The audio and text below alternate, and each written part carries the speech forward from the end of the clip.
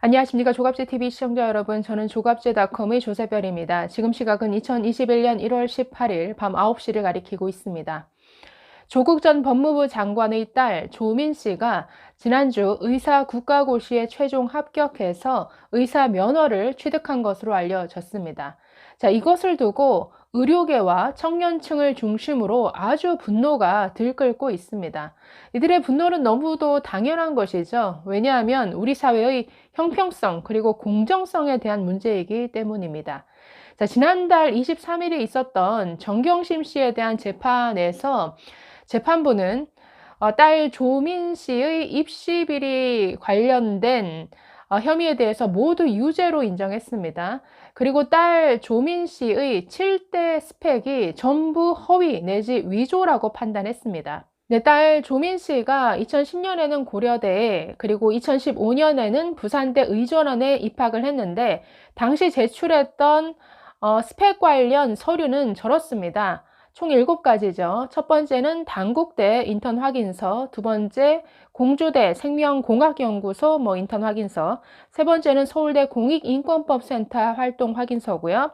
네 번째는 부산에 있는 호텔 실습 수료증 인턴 확인서였습니다. 다섯 번째 키스트 즉 한국과학기술원 분자인식연구센터의 인턴 확인서, 여섯 번째 동양대 총장의 표창장, 일곱 번째는 동양대 보조연구원 연구활동 확인서였습니다. 자, 이 7가지 서류가 전부 허위다라고 재판부는 판단했습니다. 허위일 뿐만 아니라 저 중에서 4가지는 위조된 서류였습니다.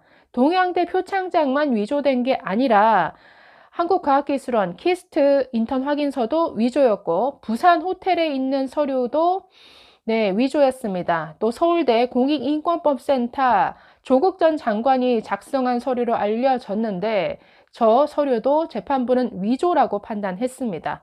자, 그렇기 때문에 입학할 때 제출했던 모든 경력이 결과적으로는 가짜라는 것이죠.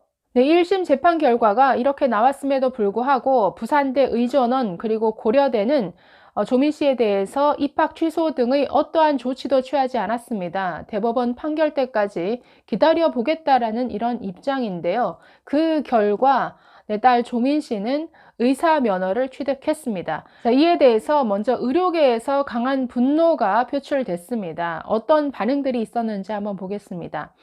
임현택 대한소아청소년과 의사회 회장은 자신의 페이스북을 통해서 의사 가운을 찢고 싶다라고 이런 글을 올렸는데요. 자, 이렇게 말했습니다. 무자격자에 의해 환자의 생명이 위태롭게 된 사태의 책임자들은 즉각 사퇴하라라고 말했습니다. 2020년 12월 23일 사법부는 조민의 어머니 정경심이 고려대와 부산대 의전원에 딸을 부정입학시킨 혐의에 대해 수없이 많은 근거를 열거하며 유죄로 판결했다.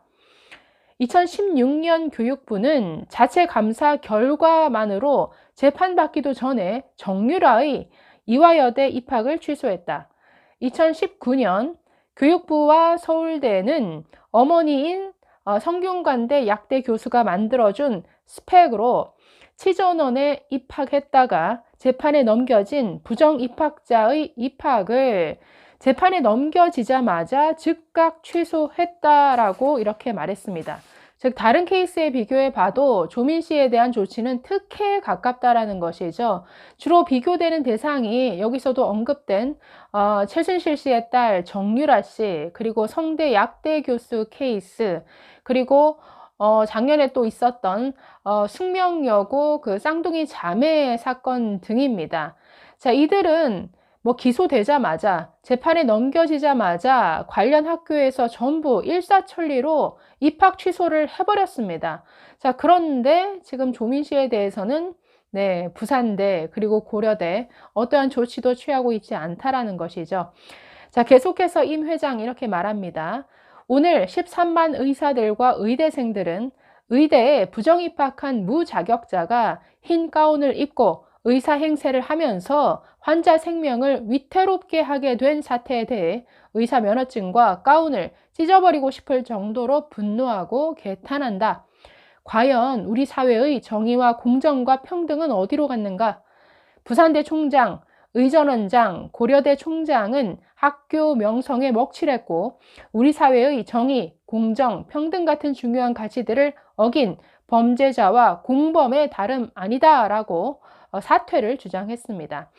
이어서 못 미치는 능력으로 국가의 장래인 교육행정을 담당하고 있는 교육부 장관 유은혜는 스스로 과분한 자리에서 물러나라 라고 이렇게 강조했습니다. 네, 또 서민 단국대 의대 교수도 페이스북에 굉장히 재미난 글을 올렸는데요. 한번 살펴보도록 하겠습니다. 의과대학에는 유독 나이 든 학생이 많습니다. 학교 공부가 어려워 그럴 수도 있지만 더 중요한 이유는 뒤늦게 의사의 꿈을 실현하려는 늦가기 학생이 많기 때문입니다.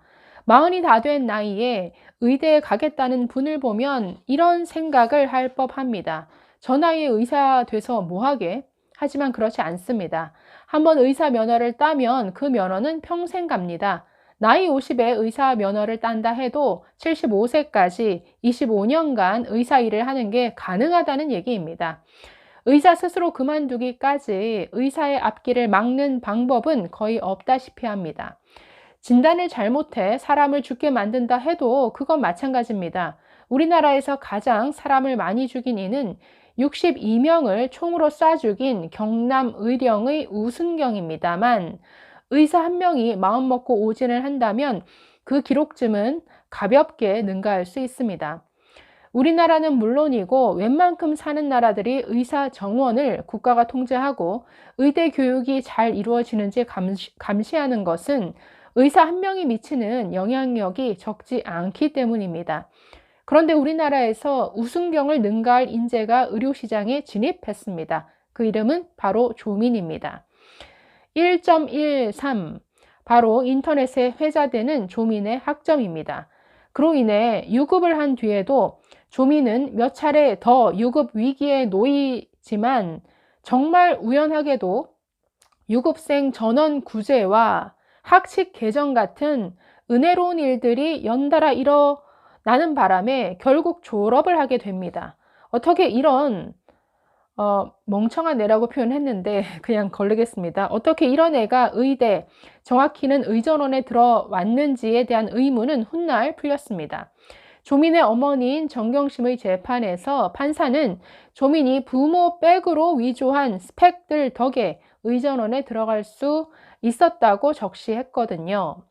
여기에 부산대의 입시 제도도 조민이 입학하는 데 큰 기여를 했습니다. 의전원에 진학하려면 MEET라는 시험을 쳐야 하는데 조민의 MEET 성적은 하위 20%로 정상적으로는 의전원에 갈 수 없었습니다. 하지만 부산대는 희한하게도 MEET 성적을 전혀 반영하지 않았고 그래서 다른 의전원에는 여유 있게 낙방했던 조민이 의전원 입학의 꿈을 이룬 겁니다. 네, 조금 건너뛰어서 이렇게 말합니다. 이제 조민이 환자 보는 것을 막을 방법은 없어졌습니다. 그녀가 생명을 다루는 과를 전공한다면 많은 이가 생사의 귀로에 놓일 테고 이비인후과를 한다면 많은 이가 겪지 않아도 될 이명과 난청으로 고생하게 만들겠지요. 피부과를 전공한다면 평생 지워지지 않는 피부 트러블을 선사하지 않을까요? 자, 그러면서 병원에 가면 의사 이름이 뭔지 확인하고 혹시 개명할지도 모르니 어느 대학 출신인지도 꼭 확인하라라고 이렇게 당부했습니다. 네, 청년층 역시 분노했습니다. 17일 고려대 온라인 커뮤니티죠. 고파스에는 이런 글들이 올라왔습니다. 다른 학생들이 대부분 훨씬 더 열심히 살았을 텐데 조민은 부모 덕분에 의사 되고 부러운 인생이다. 자, 그리고 16,000명의 팔로워가 있는 페이스북 의학과 의예과 대나무 숲에서도 자, 이런 글이 있었습니다.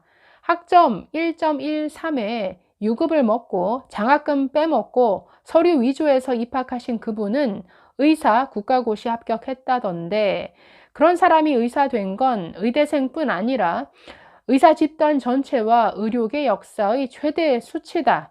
부끄럽다. 자체 정화가 안 되고 있다. 이런 비판이 쏟아졌습니다. 자, 고려대와 부산대를 비판하는 글도 올라왔습니다. 고려대 고파스에는 정유라 사태에서는 학생들의 집단 요구로 이대 교직원 및 총장은 그녀를 재판 결과가 나오기 전에 퇴학시켰다. 숙명여고에선 내신을 불법으로 고득점을 따냈던 쌍둥이 자매들도 수사 중에 퇴학당했다라고 지적했습니다. 그러면서 조국 사태는 그보다 더 시끄러우면 시끄럽고 죄질도 절대 밀리지 않는 이 사회의 공정과 정의를 뒤흔든 사건인데, 고려단은 왜 전혀 이 사건과 연관성이 없는 순진무구한 얼굴로 입 닫고 겁에 질린 쥐 마냥 가만히 있느냐? 조민 사태를 이런 식으로 처리하면서 어떻게 졸업생들에게 후원금을 달라고 할 수 있느냐라고 비판의 목소리가 있었습니다.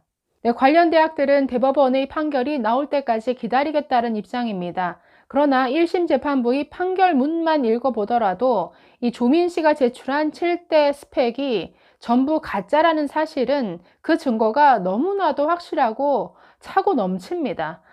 자, 글쎄요. 관련 대학들이 정의롭지 못한 것인지 아니면 용기가 없는 것인지, 글쎄요. 교육기관으로서 학생들에게 참 부끄럽지 않나라는 이런 생각을 해보게 됩니다. 이들의 분노, 너무도 당연한 분노죠. 감사합니다.